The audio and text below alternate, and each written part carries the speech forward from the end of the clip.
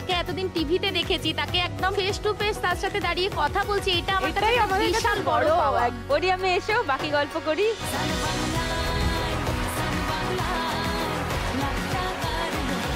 বৈশাখী, তোমার কথা শুনি আগে। নমস্কার দিদি, আমার নাম বৈশাখী মজুমদার। আমি বাঁকুড়া জেলার একটি ছোট্ট গ্রাম থেকে এসেছি। আচ্ছা। গ্রামটির নাম হচ্ছে ধামুর। আমি হচ্ছে প্রফেশনালি একজন বিউটিশিয়ানের কাজ করি, মানে কিন্তু আমার নিজস্ব কোনো পার্লার নেই। আমি মানে যারা আমাকে ডাকে ফোনের মাধ্যমে যে আমার এই কাজটা করে দিয়ে যাও, কি ফেসিয়াল করে দিয়ে যাও, কি আমার ভুরুটা একটু সেট করে দিয়ে যাও, তো আমি বাড়িতে বাড়িতে যেয়ে সেই কাজগুলো কমপ্লিট করি। গ্রামে? হ্যাঁ, গ্রামে। আচ্ছা, বাড়িতে কে কে আছে বৈশাখী? বাড়িতে আছেন আমার হাজবেন্ড, আমার একটি ছোট্ট ছেলে এবং একটি মেয়ে আছে। আর আমি মেয়ে এখন দুর্গাপুরে নার্সিং ট্রেনিং নিচ্ছে। আচ্ছা, মেয়ে নার্সিং বড় হয়ে গেছে? বড়, আমার 21 বছরের একটি মেয়ে আছে দিদি। তোমার বয়স কত? আমার বয়স হচ্ছে 30। মানে তার পিছনেও একটা ঘটনা আছে। এখন যে আমি সংসার করছি, মানে এটা হচ্ছে আমার সেকেন্ড ম্যারেজ। তো ওখানে প্রচুর অত্যাচারিত হতাম, তারপর নানান রকম গঞ্জনা শুনতে হতো, একটাই কারণে কিনা আমি মা হতে পারিনি। যার সাথে এখন আমার বিয়ে হয়েছে তার অলরেডি মেয়ে ছিল। আমি চেয়েছিলাম আমিও এমন একজনকে বিয়ে করব যে আমার মতন হবে, যে আমার দুঃখগুলো বুঝবে এবং আমিও তার দুঃখগুলো বুঝবো।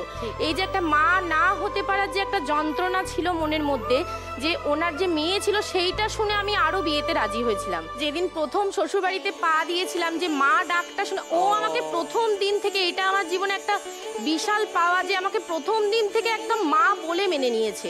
মানে আমি ওর যেন মানে মানে আমাকে ও কতদিন ধরে যেন চেনে। তখন ওর কত বয়স? তখন ওর বয়স 9 বছর ছিল। তোমার মেয়ে এসছে আজকে? হ্যাঁ, মেয়ে এসছে। ও হ্যালো, বসো বসো বসো। How sweet. ওর নাম কি? ওর নাম রত্না মজুমদার। রত্না? আর রত্নার বাবা পাশে?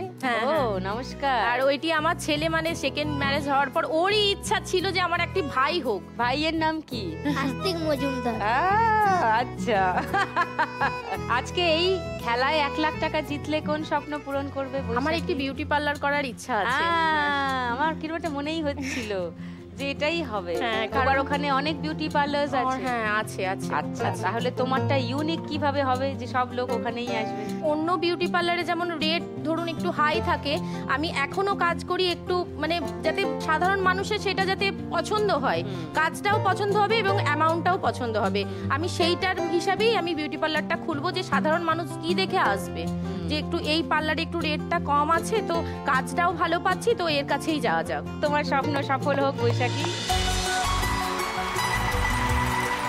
অনিন্দিতা, তোমার কথা বলো। আমি বর্ধমান থেকে আসছি দিদি।